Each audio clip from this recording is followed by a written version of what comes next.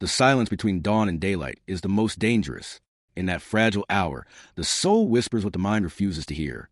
Happiness, like a fragile flame, does not vanish in a single gust of wind. It dims slowly, quietly, almost imperceptibly, not through great tragedies alone, but through the subtle, daily habits one repeats, unaware of their weight. Carl Jung once said, "Until you make the unconscious conscious, it will direct your life and you will call it fate." These habits are not mere choices. They are shadows, patterns, echoes of wounds you did not choose but continue to nurture. They slip into your mornings, coil around your relationships, and bury themselves inside your body. And with every repetition, they carve a deeper groove into your psyche, draining you of joy before you realize joy is gone. The tragedy is not that you suffer. The tragedy is that you adapt. The psyche learns to normalize its own prison. The anima grows weary, the animus rigid, and the ego builds fortresses out of routines that strangle the very life force it seeks to protect. Imagine a woman who once carried fire in her eyes. She laughed as though the universe itself conspired with her.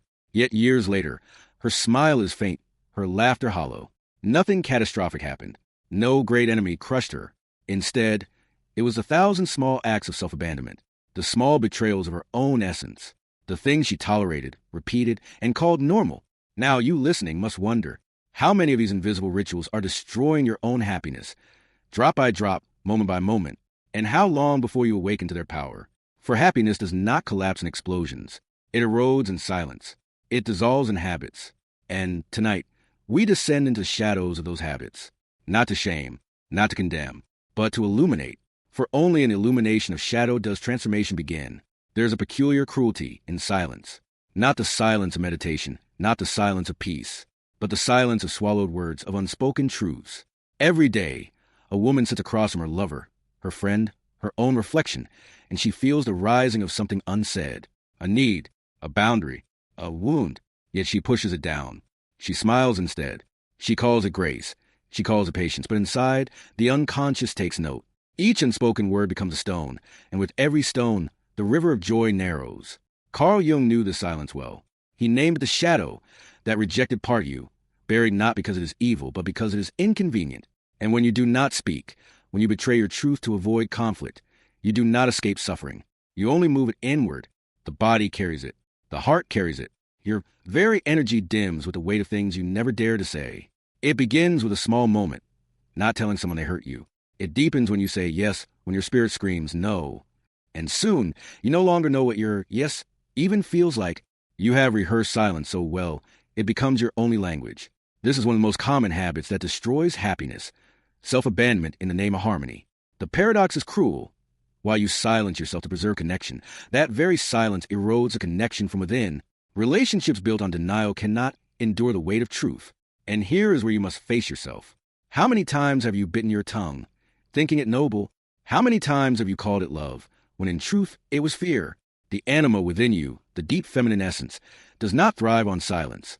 She thrives on expression, on authenticity, on the flowing current of emotions allowed to breathe. When she is stifled, the light in your eyes dims, the fire in your spirit weakens, and you begin to wonder why life feels so heavy, so muted, so colorless. But the habit of silence does not come alone. It walks hand in hand with another shadow, comparison. The moment you silence your truth, you also silence your worth. And when worth is buried, you seek it in others. You scroll through faces, bodies, lives more polished than your own. You measure yourself against illusions, and in that mirror, you always lose. Comparison is the thief not only of joy, but of identity. Because every time you look outward to define your value, you weaken the bond with your own inner world. The animus, the masculine force within, becomes rigid, harsh, demanding. It tells you to be more, do more, achieve more, never enough. And happiness, fragile as glass, begins to shatter, not with a crash, but with small fractures, invisible, silent, until the whole of you aches. So it begins, a silenced truth, a hidden shadow, a comparison you cannot win. This is how happiness dies, through habits that appear small, but over time carve away at the soul. There's a habit so subtle it wears the mask of strength. It is the habit of control. The ego whispers, if only everything aligns with my plan, then I will be safe, then I will be happy. So you grip tighter. You script conversations before they unfold. You rehearse the way he should love you, the way friends should support you, the way life should reward you. But the more you cling, the more happiness escapes, like water slipping through closed fists. Control is the great illusion. It promises certainty, yet breeds only anxiety. It offers stability, yet births endless disappointment. Carl Jung spoke of projection, that dangerous trick of the psyche where you place your own unhealed chaos onto the world around you. The woman who cannot bear her own insecurities will accuse her lover of betrayal. The man who fears weakness will condemn gentleness in others. And every time you project, you step further away from truth. Happiness erodes, because you're no longer living in reality. You are living in the distorted echo of your own fear. Consider this. How many arguments were never about the other person at all, but about the wounds you carried long before they arrived? How many nights were ruined not by betrayal, but by your fear of being abandoned? This is a shadow at work, the habit of mistrust, the rehearsed suspicion. It devours joy in silence. And yet, there is another chain, attachment, not the sacred bond of love, but the clinging desperation that confuses possession with intimacy. You know this habit by the pit in your stomach when he does not text back, by the way your mood bends under the weight of another's approval, by the ache that tells you happiness is out there in his hands, in their validation, never within your own grasp. Attachment is born from trauma, the child within who once felt unsafe, unseen, unworthy. That child grows into an adult who believes peace can only be found in someone else's arms. But what happens when those arms let go? What happens when silence falls and no one comes to fill it? Happiness collapses because it was never rooted in you. It was borrowed, fragile, conditional. The Stoics warned of this. They taught that to tether your joy to what is beyond your control is to build a house on sand. Storms will come, and they always do. So you see the pattern, the grip of control, the poison of projection, the chain of attachment, 3 habits woven together, slowly starving the soul of peace. And here's the truth you cannot escape. Happiness is not destroyed in grand, dramatic explosions. It dies in small daily acts, in choices unnoticed, in habits that seem harmless, until you look back and realize a fire in your spirit has dimmed to ash. There's a mirror that many dare not face. It is the mirror of the self, and in it lives a voice sharpened like glass, a voice that whispers of every flaw, every failure, every imperfection. This is a habit of self-criticism, the slow poison that turns a mind into its own executioner. It begins in silence. One mistake, replayed again and again like a punishment ritual.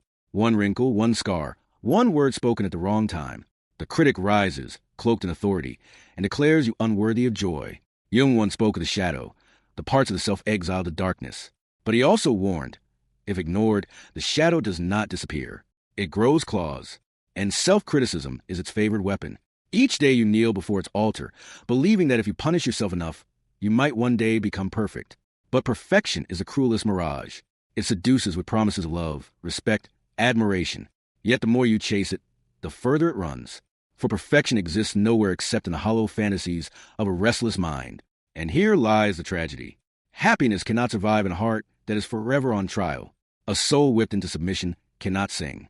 But beneath the critic and the perfectionist lies a deeper conflict, the war between anima and animus, the feminine and masculine energies within every soul. When a woman denies her inner masculine, she becomes trapped in passivity, waiting endlessly for others to give her direction, to validate her worth. When she denies her feminine, she grows hard, armored, efficient, yet untouched by softness, by intimacy, by beauty. The imbalance becomes a battlefield. Each day is another habit of war, rejecting softness, fearing strength, silencing desire. And what does war bring, if not destruction? The quiet, daily destruction of happiness, the erosion of inner wholeness, the fragmentation of soul. The Stoics taught, harmony is happiness, but the fragmented cannot be harmonious. The woman who loathes her feminine can never feel at home in her own body. The man who despises his inner softness can never rest in love. Every unhealed war within becomes a war without. Every habit of inner rejection becomes outer loneliness. Every step away from integration becomes a step away from peace. And so the critic speaks. The perfectionist chases. The anima and animus clash. These are not grand tragedies, but small, daily wounds. Each day, another cut. Each day, another scar. Until happiness is bled dry. There's a hunger the soul carries, a hunger for truth, for connection, for the rawness of being alive. But when the hunger grows too sharp, too unbearable, the world offers an easier meal, distraction.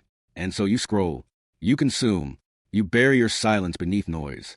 This is a habit of escapism, the silent assassin of happiness, not the great dramas of betrayal or cruelty. No, this death arrives softly, 1,000 small moments stolen from the present, 1,000 breaths swallowed by the glowing screen. Every time discomfort arises, the hand reaches for escape, and each escape teaches the nervous system a lesson. life is too much for you. The shadow deepens, not because it grows darker, but because it is never faced. Jung warned that what we do not make conscious appears in our lives as fate. Avoidance becomes destiny. The wound you refuse to touch is the one that keeps bleeding. There is also the numbness, the quiet rituals of anesthesia, not always with alcohol or substances, but with busyness, endless tasks, trivial pursuits. You convince yourself you are productive, but deep down you know you are running from the grief, running from the loneliness, running from the terrifying stillness where your true self waits. The Stoics spoke of ataraxia, the inner calm born not from distraction but from acceptance. But peace requires presence, and presence requires courage. Escapism whispers, you are not ready to face yourself. But every time you obey, happiness withers. For joy is not found in avoidance. It is born in the rawness of encounter. In the storm of emotion you survive. In the silence you endure until it no longer frightens you. The animal longs to feel. The animus longs to act. But escapism traps them both in paralysis. She feels nothing. He builds nothing. And the self, divided, grows smaller. Happiness does not disappear with a roar. It dissolves in this quiet forgetting. A soul slowly starved of meaning. A heart left untouched by the very life it yearns to embrace. There is a mirror you carry, but it does not reflect you. It reflects the image of others, their beauty, their triumphs, their curated smiles. And you, gazing too long into this mirror, forget the shape of your own soul. Comparison is a thief so subtle, it enters through admiration. At first, you marvel at someone else's glow, but the marvel curdles into measurement. Am I enough? Do I shine as they shine? And soon, joy evaporates, not because you lack anything, but because the measure itself is poison. Carl Jung once whispered that the privilege of a lifetime is to become who you truly are, but comparison binds you to imitation.